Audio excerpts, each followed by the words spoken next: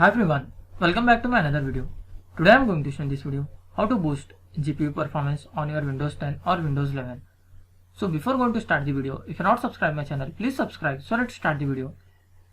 Guys, if you want to improve your GPU performance for any particular app or any particular game, then I will show you how to do this. First of all, you have to just click on this start menu, then click on the settings. In left side you can see your system, click on the system. Come to the right side, here you will find display, click on the display, scroll down.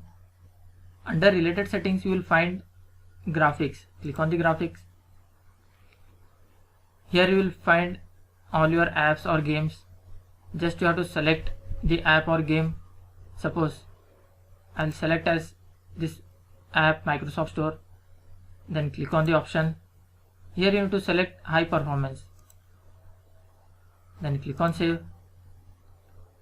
After selecting this, your game or your software will utilize high GPU on your desktop or laptop.